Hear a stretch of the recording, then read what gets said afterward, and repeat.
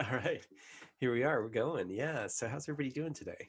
Uh, so today, I'd like to actually spend some time talking about something that's really probably one of the most exciting ideas to me initially when I actually took this class back in 1987.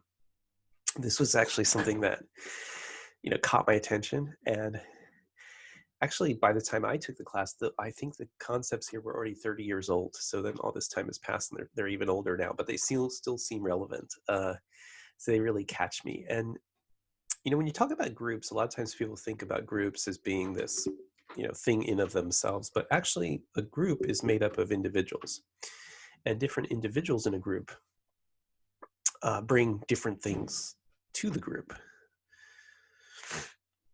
So, for example, if you think about something like the Justice League. With the Justice League, the different members have different things that they bring to the group.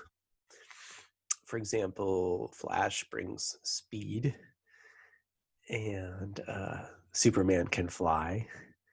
Wonder Woman has her lasso, so she can get the truth out of people. And Batman is a great detective. And Aquaman can talk to fish, and Cyborg's really good with technology.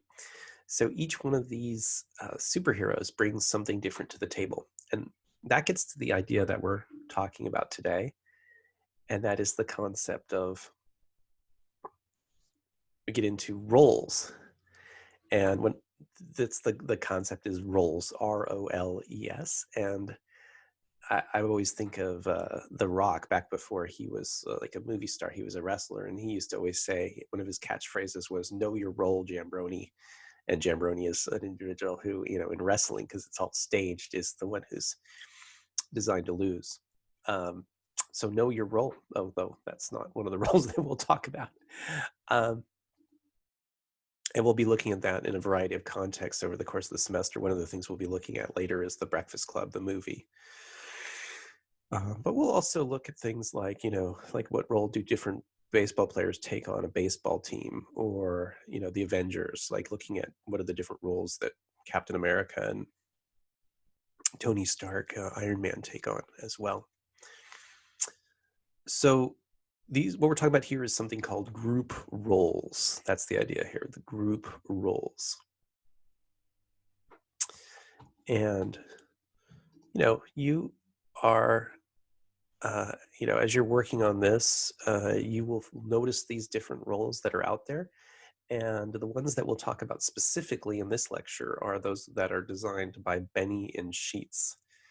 And you can read about them in your textbook. And there's descriptions of the different roles that they take on. And there's also some information, some PDFs that I created in our class as well. So you can take a look at those too, as well as ways to sort of see descriptions of those roles. But the textbook is another place you can find them. And then I'm going to also talk about them too. So these are the roles specifically. There's a lot of role theories that are out there, but this specifically, when we talk about these roles, we're going to be talking about the ones that were created by two researchers named Benny and Sheets. Now, Benny and Sheets, they divided their roles into several categories. And the first category that they came up with was known as task roles. So these are the roles that help people to actually get the work done that needs to be done. So for example, if you're building a fence, that might be the actual part where you actually nail the wood to the other wood in the fence. If it's a group project, it might be when you're actually writing the outline or practicing the speech. So these are the actually getting things done roles that are out there. And let's take a look at some of those. So the first task role that Benny and Sheets talked about is the initiator contributor. Now, the initiator contributor is an individual who introduces new ideas to the group. So, for example, you might have somebody that says, "Hey, we should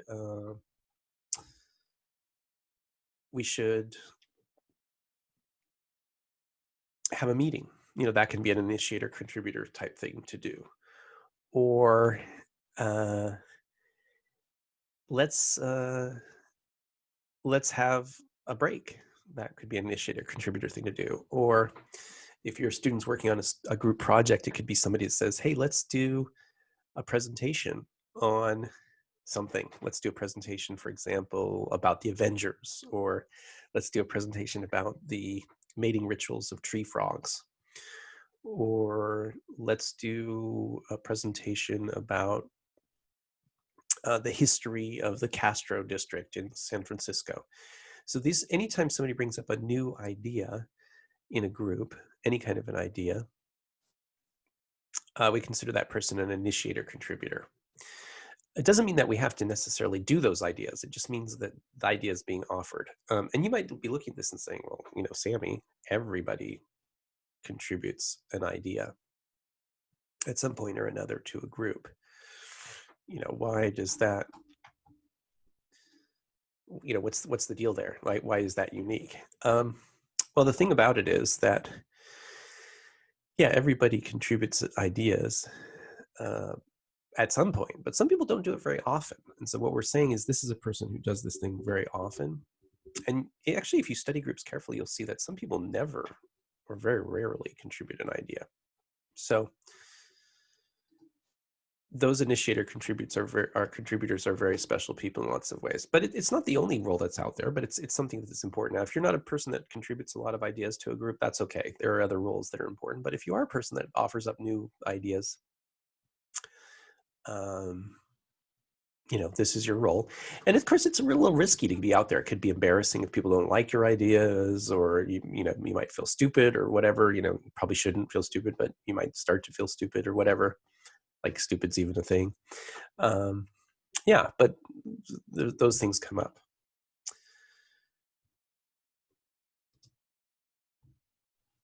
All right, now the next role that they brought up, it is Bill Murray, is the information seeker. The information seeker. This is a person that asks questions of the group, usually informational questions. They might ask a question like, do you know what the website is for iLearn? Or do you know when the library opens? It could be if someone asks a question like, do you know when the group project is due, if it's students working on a project? Or does anybody know how much money we have to work on this project? So these are people that are asking questions that are out there. They know a lot of times people think of questions, but these are people that are actually willing to share them with the group, things that they're wondering about. That's the information seeker. Next up, you have the opinion seekers. Now, opinion seekers are individuals who are seeking out opinions about things. And so they aren't just getting information like when does the library open, but they might ask for people's opinion. Like if you're doing visual aids for a group project, they might ask, do you like PowerPoint? Do you like Prezi? Do you like Keynote? Or if you're talking about social media platforms, you might say, what's your opinion? Or do you like Instagram? Do you like YouTube? Do you like Facebook? Do you like Snapchat? All those different things, asking people if they like those things. That's the opinion seeker type role that's out there. Yeah, and the thing about this is a lot of times people are afraid to ask other people their opinion. They don't know if they're being invasive sometimes, or maybe they just don't want to really hear other people's opinions because they get upset when other people share their opinion. So not everybody does this, but it is good to do because it shows people that you care about their opinion. And you don't have to do it, but there are people that in a group that will do it, and they serve that particular role in the group. And then we have our opinion givers. Opinion givers are people who are willing to, sort of stick themselves out there and say their opinion on things, what they like, what they dislike, what their view is on something, whether they thought something was a good policy or bad policy. So for example, somebody who says, I really don't like to use texting for communication because it can be, it can make your phone become crazy with all the texts in the group. Can we email each other, or can we use Google, or can we have a Zoom meeting or something, instead? So just somebody out there giving their opinion about lots of things related to group process, or actually the topic that you're discussing. It could be someone discussing, whether or not they like affirmative action, for example. Next up, we have the coordinator. The coordinators are the individuals that bring together group ideas from various group members. So they don't necessarily initiate ideas themselves, although they might, but they take other people's ideas and bring them together. And I remember one time I had a group of students that were working on a presentation and in a public speaking class, and one student wanted to do a skit during the presentation, and another student wanted to have comedy in the presentation. Another person wanted to have an attention getter for their speech, not just to start in on the subject, but have something to grab the audience's attention. And then the coordinator in the group said, hey, why don't we have a comedic sketch at the very beginning of our speech that grabs everyone's attention? So just bringing those different ideas together. If you're designing a phone, going way back, someone might have said, hey, let's have a phone that you can talk on. All right, good. Let's have a phone you can surf the internet. Oh, well, that's a good idea. Let's have a phone with a camera. Okay, yeah, that's a good idea. Let's have a phone that has a flashlight in it, and then the coordinator might come along and say, hey, let's have a phone that does all of those things at once, and that could be the iPhone. So if you think about, the iPhone does all those things. So the coordinator really brings together everybody's ideas, because a lot of times the ideas can sort of be hanging out on their own, and the coordinator can bring them together. The elaborator is the next role. This is the role where someone can elaborate on an idea. So if an idea is offered by somebody, that idea might not be detailed enough. And so the elaborator can offer up additional details on that idea and elaborate on it and piggyback off that idea. So if somebody says, for example, if you're in a group and somebody says, let's say you're running a little coffee stand, and somebody says, hey, we, in addition to coffee, we should sell other things, just not just coffee. And somebody might say, yeah, let's put some like power bars and breakfast bars and nutrition bars out right next to where people pay.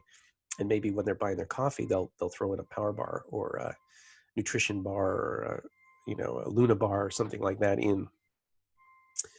I'm reminded of that at San Francisco State, for example, at the coffee shop there over on the main street there on 19th Avenue. They have a place where you can buy coffee, but you can also get kind of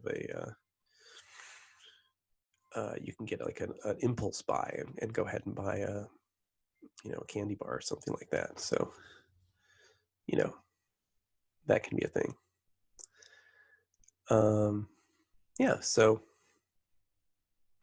elaborating on someone else's idea. It's important to come up with new ideas, but sometimes it's important for somebody to elaborate upon somebody else's ideas. And sometimes something is an elaboration of some other idea, like Pirates of the Caribbean. Originally, that ride at Disneyland was based on old pirate movies that Walt Disney used to watch when he was a kid, just old black and white short pirate films that he would watch or read about, and then he turned that into a ride at Disneyland called Pirates of the Caribbean. But then someone got the idea of turning the ride into a movie, so then you have the movie with Johnny Depp. So people keep elaborating on this original idea quite a bit. All right, next up we have the information giver. These are people that give information. They not only spend some time researching topics, but they also are willing to share that information with their group. They're not stingy at all with their information. So they might know when the library opens, what the website is. If you're a retail, they would know where to buy something. Like if you wanted to be able to sell white cotton T-shirts, they might know which retailer can sell white cotton T-shirts and get them to your store the fastest, or offers them in organic format, or are made in a place that doesn't involve sweatshops are misusing workers. So the information giver has the information, in the class, there might be like, one of the students that knows when the due dates are or where to look them up on the website, knows how to use a computer in a particular way. So those are the information givers, people that know information and are willing to give it. The energizers are the group members that notice that maybe the energy in the group is waning a little bit and it needs to be worked on and get more energy going. People, are feeling sort of tired or whatever. And so this could be an individual that, brings the group some Gatorade or some coffee to get them going, or just even says something to them like, hey, everybody, okay, meeting's almost over, but let's keep our energy level up for a little bit longer. Or, this is sort of the cheerleader of the group in that way.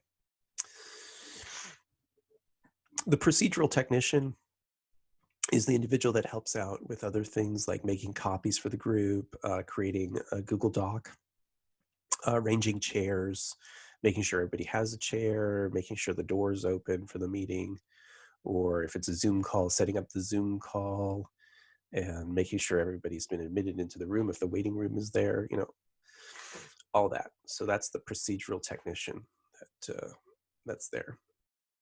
So it kind of serves all those kinds of roles, the procedural technician, all the little nuts and bolts, may gather votes even to a certain extent, like just, if people are voting on a topic, they might pass out the ballots and pick them up, or, so that kind of thing. Next up, we have the recorders. And actually, we have Anthony Michael Hall, who serves as a recorder in the group, The Breakfast Club. Later, we're going to be watching that movie. And so you'll see the recorder there. So yeah, the recorder is an individual who keeps track of what the group says, maybe either writes it down like in a secretarial type role as a note taker, or even just takes mental notes of what the group has done. So the group kind of is more aware of the decisions they've made and what they've talked about, what they've decided, etc. And so that's the recorder, keeps track of things throughout the group. And you'll see Anthony Michael Hall's character, whose name is Brian Johnson in the movie The Breakfast Club, which we'll be watching later this semester, do that. So yeah, very exciting.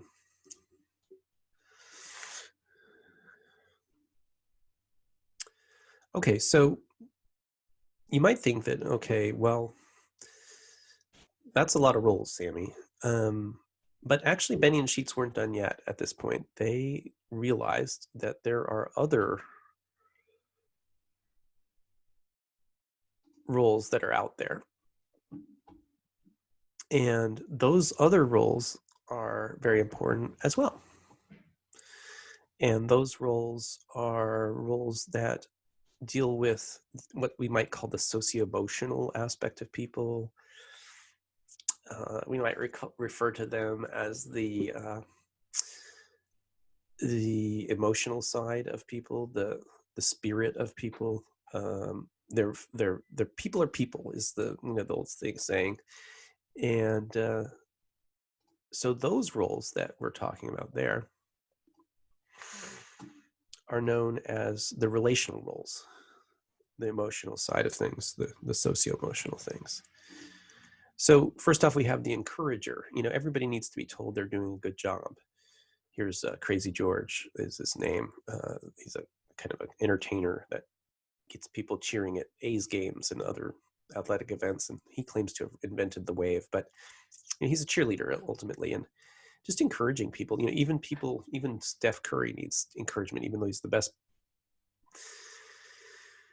basketball player in the world, or one of them anyway. Maybe not the best, but some people argue. He still needs encouragement, being cheered on. So we just need to be told we're doing a good job, and that's what the encourager does, just encourages people, or you can do it, keep going. Similar to the energizer, of course, from earlier, but not in terms of energy, but they're not just having the energy, but knowing the two, that they should keep going, and that they're doing a good job, and what they're doing is valued, letting people know that you value them. So that's the encourager. They're those cheerleaders. So that's an important role, and you can see how that kind of plays into people's emotions. The harmonizer.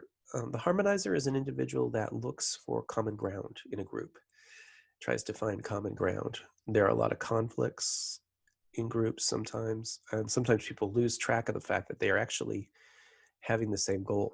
They may seem like they're adversaries, but in fact their overall goal is the same. And so having that overall goal is the same. That's the harmonizer.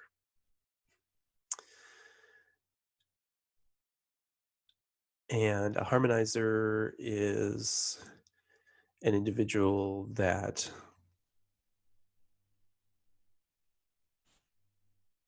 helps people to see that they're on the same boat, they have the same destiny, they have the same future. And although they may be disagreeing about how to achieve that goal, they aren't disagreeing about the goal itself. They agree on that. And so it just reminds people of that common ground and helps people to find peace and to find a nonviolent way to discuss issues without yelling or hitting, just discuss things. So those are the harmonizers. The gatekeeper. These are individuals that encourage the quiet people in the group to talk more. So sometimes you'll have a quiet person in a group and they don't talk enough. And that's not good in some ways because they might have an opinion, but they're just not saying it and you want to get their opinion. Or maybe they don't know that their opinion is valued. So this is to encourage the quiet people to talk more. You're not making them talk. If they don't want to talk or they don't want to have anything to contribute, then that's fine, but just giving them the opportunity. So it might be just saying to somebody like, hey, Mary, I just couldn't help noticing that you are a little quiet today. Do you have anything you'd like to add? Or what do you think about all this, Joe? That kind of thing is what the gatekeeper does. The expediter gets the people that are talking too much to talk less. And so that's similar in some ways because it's kind of the opposite. But when you have some people that are just talking too much, get them to politely maybe talk a little bit less. So you might say, hey, I couldn't help noticing that you're, I really like your opinion, but we want to give other people a chance to talk. It's a little awkward sometimes, but the idea is to give people a chance to share their opinion. And the idea is to get the people that are talking too much to quiet down just a little bit. The standard setters, are the people that uphold standards in the group, and they do this in two ways. One, they uphold that the quality of the group is high. So if it's like to build a fence earlier, like I was saying, make it a high quality fence, good wood, and that it's nailed together nicely. All that stuff is part of being a standard setter. On the other hand, they also look for standards of behavior, and you'll see this in The Breakfast Club with Andrew, the character played by Emilio Estevez, just the standards of how we're going to treat each other. We're going to be, we're going to be nice to each other. We're going to be polite. We're going to avoid sexism, racism, homophobia in this group. So we're not going to interrupt each other. We're not going to be violent. Just what are the standards of behavior? Like we're going to respect each other. So that's another aspect of standard setters. Followers, we always talk about great leaders, but sometimes when you have a great leader, you need a good follower. Now, obviously, if the leader's not great, you don't want to be just following for the sake of it. But if you have a good leader, following them is really important. And so being a good follower is important. And so that's this role. All right, now we're going to talk about individual roles. Now, with individual roles, this is the final category that Benny and Sheets talked about. And basically, this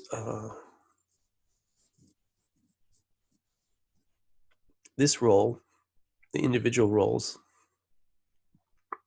are the parts of human beings that maybe aren't necessarily the nicest. They aren't always the best. They are the sort of human weaknesses, but they're realities. That is how group people are. People aren't perfect. So these are the individual roles where people, now obviously individualism is good and thinking for yourself is good, but the way that Benny Sheets are talking about it here is if individuals are taking that individuality too far and they're only looking out for themselves and not enough for the group. So I think that's why they called it that. So that's the idea of the individual roles where people are too individualistic, too much looking out for themselves and aren't dedicated enough to the group. So let's look at what those roles are. So the first one is the aggressor. These are obviously, it's, aggression is sometimes a reality of human beings, but when you're being aggressive just to be aggressive, this is a scene from The Devil Wears Prada, or not a scene, but a picture. If you ever watch that movie, and there's parts where she's really aggressive. So this is where people are having some insecurities, or they have some anger, or whatever it is, and they're taking out on other people and just being aggressive for being aggressive. There's no point to the aggression. So basically, you're using the group as your punching bag, and that's not good. But people do that sometimes. So the aggressor, they're aggressive to each other, and aggressive to the group, and mean to the group for no particular reason. A blocker. These blockers are people that block ideas for no particular reason. Now, obviously, if a bad idea is being floated in a group and you're blocking that bad idea, then that totally makes sense. But a blocker in this circumstance is an individual who just stops every idea verbally, typically, for no particular reason. They just block everything. Sometimes they do this because they're worried about getting more work, or they just don't really like the group, or the reasons are multiple. But the point is that every idea, you never know whether it's a good idea or a bad idea. They aren't questioning it in the name of critical thinking, and looking at ideas that might not be good and scrutinizing them, but just blocking them for the sake of blocking them. So you say something like, "Hey, everybody, would you guys like to order some pizza? I'm getting a little hungry," and they block that idea. No, I don't want to get pizza. No, let's not do that. You say, "Hey, everybody, why don't we work on the conclusion of the speech?" If you're in a group class working on a speech, and they'll say something like, "No, I don't want to do that." Just basically block every idea. Sometimes they give reasons, sometimes they don't, but you can just tell that the real thing is that they're just blocking everything, regardless of what the reason is. They always have a reason for just blocking every single thing, to the point where the group can't do anything. A self-confessor. Now, if it's a therapy group, or a T group, as they call them, or that kind of a group, then being a self-confessor, that's actually a good thing. That's part of it. But for task groups, or groups that in general are trying to get things done, sometimes it's good to talk about your problems, your personal problems, because then the group knows where you're at and where you're coming from. But a self-confessor is a situation where the person is monopolizing the group's time with their personal problems too much. So it's okay to talk about personal problems in groups. It makes sense for people to know a little bit about what's going on with you in your life if you're having trouble getting work done. But they use the group as a therapy group when it's not really a therapy group. Now, if it's a therapy group, that's what they're supposed to do. So then that makes sense. But then in that case, Benny and Sheets wouldn't consider it a self-confessor. They consider it an information giver probably at that point. But this is when you're talking about your personal life too much. And it's interesting with the Breakfast Club, because we'll talk about that later, but there's a point where they kind of, at first it seems like they're being self-confessors, but then it kind of seems like they're turning it into a therapy group, and that sort of relates to the task. So I don't even know if the Breakfast Club is a good example of this, because it ends up contributing to their task at hand. I think it's more the thing where you, like, let's say you and a group of people are building a fence in the backyard, and then you start talking about your personal problems too much and you can't get your work done. That's where the self-confessor comes in. So it's just a delicate balance about talking about your problems, but maybe not too much. The jokers. Yeah. So the joker. Yeah. A joker in a group. There are basically two kind of jokers. A joker is anyone who's like distanced themselves from the group function and is kind of operating on their own and not really focused on the group's task. So this could be like, the classic joker would be, somebody who's goofing around, telling jokes all the time, maybe crumpling up paper and trying to throw it in the wastebasket. Those are all joker things to do, for sure. Making jokes constantly. And obviously humor is good in a group, but this is people that tell too many jokes, and people have almost stopped laughing, and they're just kind of giving them a polite laugh because they're just joking and joking and joking. So that's the kind of the classic joker. There's also the kind of joker where the individual is not necessarily telling jokes, but they're still doing some things that are just distancing themselves from the group. So they could be on their phone, for example, looking on their phone all the time on stuff that's not relevant to the group project, or they could be, in some cases, they are late to meetings or leave early. They ignore people's emails, ignore people's text messages. They go missing for periods of time, like people can't get in touch with them just because they're ignoring their phone or ignoring their emails. They don't come to meetings, they miss meetings. They're late to meetings, they leave early, or they're looking on their laptop, but they're looking at their laptop at things that aren't relevant. So those are all Joker things to do as well. The dominators are individuals that, that's the next role, individuals that are, they are basically talking so much that no one else can have a chance to talk. And they also are often want to get their way every time. So they don't compromise very much. They always want to have things their way. And they always want to have things their way. And it's hard to get a word in edgewise because they're talking and talking and talking all the time. Help seekers. Obviously, you can go to your group for help with things, and that's good. And, if you need something, the group can be there for you. But the help seekers, they are people that get too much help from their group. They want the group to do all their work for them. They're real big slackers. They even are like kind of, I guess you could say, mooches. I don't know what the roots are of that term, but anyway, they are people that like they're borrowing money all the time. They are, borrowing your car, using your cell phone, using your Wi-Fi, just using too much from the group, wanting you to write their papers for them, wanting them to write their homework for them, just over-reliant on the group and getting too much help from the group, too much assistance from that group. Those are the help seekers. They are, kind of the flakes, and they want to sleep on your couch. they're just over-reliant on the group. So those are the roles that are there. And you're going to have a chance to, apply these roles all semester long to the movies we look at, The Breakfast Club and 12 Angry Men, and groups that you're part of in your life, and whether that be a work group or a family group. So you're going to get a lot of opportunity to deal with these, all these different roles that are come up, and they're by Benny and Sheets, and you can read about them in your textbook as well. They have descriptions of them in our textbook by Beebe and Masterson, and the roles are created by Benny and Sheets. And a lot of my students say that's really helpful when they leave college, or even while they're in college or university, is to be able to see, oh, that group member is doing that, just to understand the group, but also kind of just realizing that, wow, that group member really,